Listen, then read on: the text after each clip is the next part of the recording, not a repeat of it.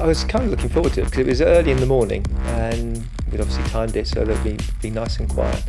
And it's the chance to do something that you never even think of doing, really. So get the bike out and whiz through city centre first thing in the morning before anyone's up and about.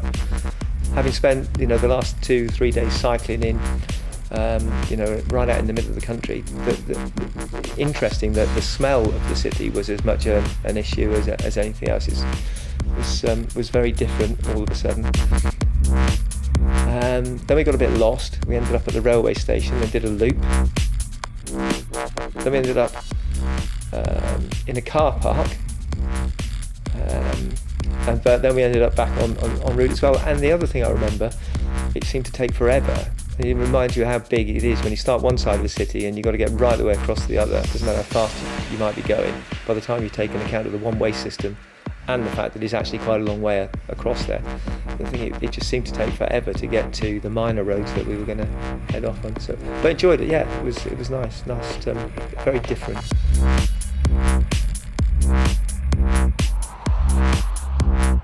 It was the most sort of faceless part of it. It was a claggy old day. The road surface was shocking, so it was just a real effort.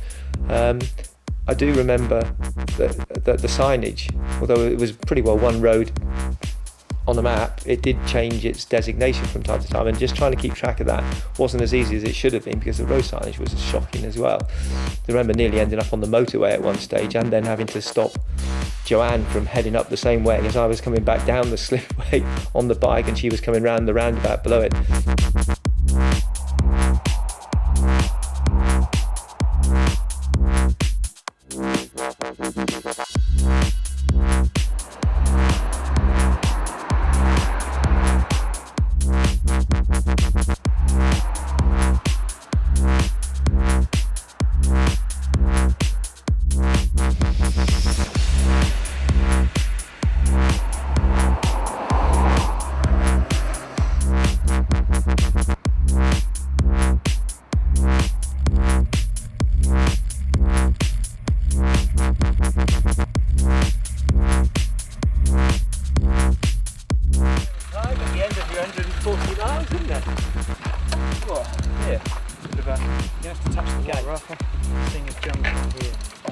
Well, riding time it's 7 hours and 10 minutes, but it's probably about 2 hours longer than that, I think, since we set off.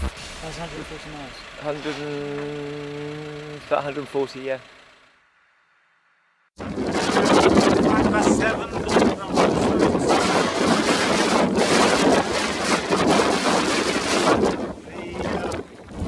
The vista is not terribly interesting.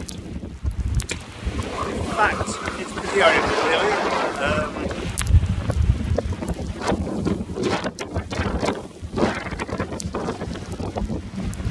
Yes, another rather bleak day, I'm afraid, so not terribly interesting now.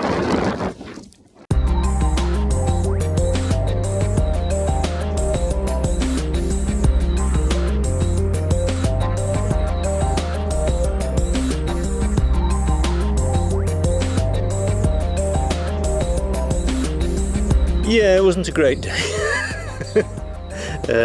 It was raining and it was more breezy than strong wind, but it was raining when I started, and it gradually got heavier and heavier. So there was a bit of a struggle the first half of the day, and the first part over Skiddaw was sort of okay. It's a bit slow because it was wet and you had to watch your feet and stuff, avoid slipping, and it was quite cold on the top.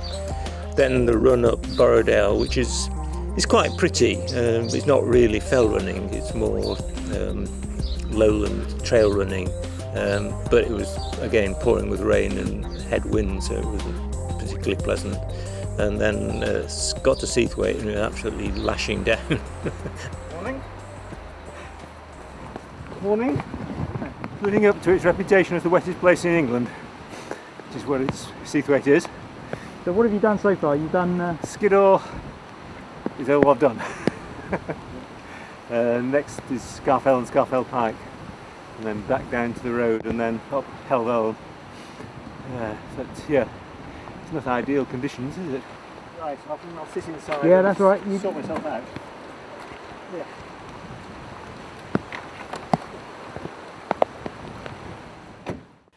The Lake District one was absolutely horrendous because I saw him off up Skiddaw and then he was a bit late coming to the first meeting point.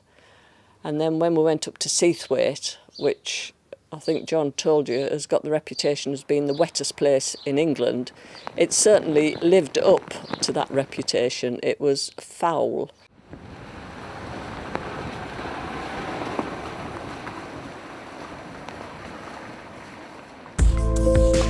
Now at the summit of Scarfell, which has taken a long time to get to.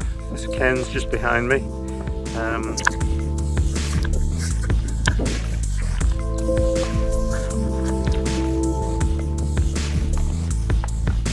The cairn and another summit panorama thick flag, I'm afraid. Here we are in Deep Gill. This is the route of ascent and descent today. That's the looking up into the Merk. This is the start of the West Wall Traverse, which is the way down. These are the crags of Scarfell on the other side. I'm afraid you can't see a great deal of it, but anyway, that's the way down. That's the direct route down Deep Gill, which has a big chockstone at the bottom, so it's not an advisable way to finish. So we're now just emerging onto Lord Drake. This is the top of the rake, and it runs down, just the way down. So scramble down here now and just get a shot down.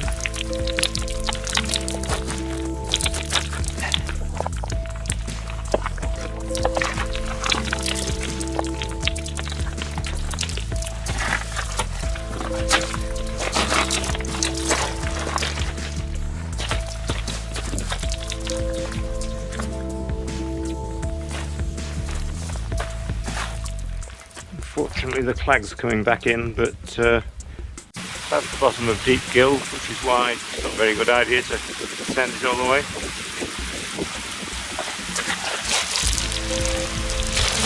So we're now looking down across towards Central Buttress. Last mist is starting to clear, that's looking across to Pags Crag, and then down to Hollowstones, and across is the route in. Here. And then we're going up what's called Jack Drake onto Mickledore and then the summit of Scarfell Pike.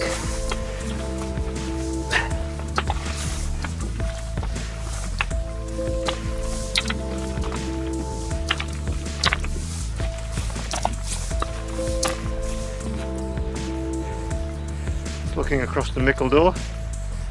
And up here is Central Buttress. This is Broadstand, which today was well nigh impossible. Couldn't climb it, and I tried frigging it, and even then I couldn't get up it because there was water pouring down and the hands went numb after about 30 seconds. There is a way you can abseil off there as an alternative, but you need a reasonable length of rope, I guess, probably 30 metres. This is Mickledore looking across to Scarfell. It's vanished back into the cloud, and that's looking down into Eskdale. It's finally starting to clear, so that's the face of Scarfell, and you can see Lord Drake going up to that little pinnacle. It's the route of ascent, then cutting back.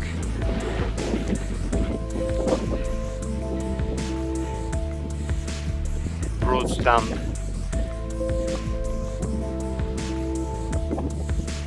It comes out of the cloud. There's the, just going into the clag, in and out of the clag, is the summit of Scafell Pike. 6:50 and here we are on the summit of Helvellyn. This is the summit trig point. Summit shelter, summit cairn. That's looking down onto Striding Edge, classic way up.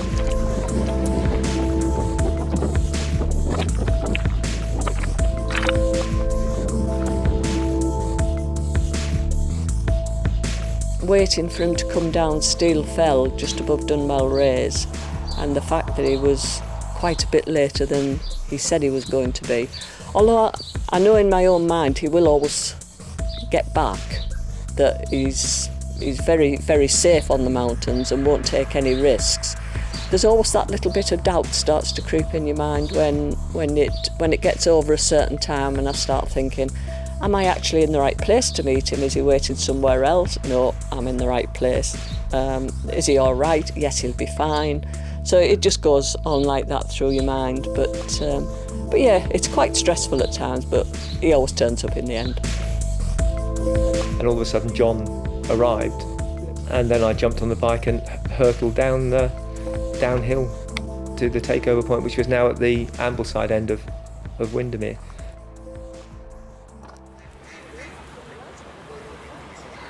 Obviously, like the wind on Windermere normally blows south to north, so we kind of always assumed that I'd sort of be swimming the other way, but I sort of noticed that day that the wind had switched round and was blowing sort of northwesterly. I'd sort of recce'd that Ambleside area before. In fact, I had kayaked from there once before, so I kind of knew kind of getting in from that end, and it just seemed to make more sense then to sort of hug that shore and go down to Bowness.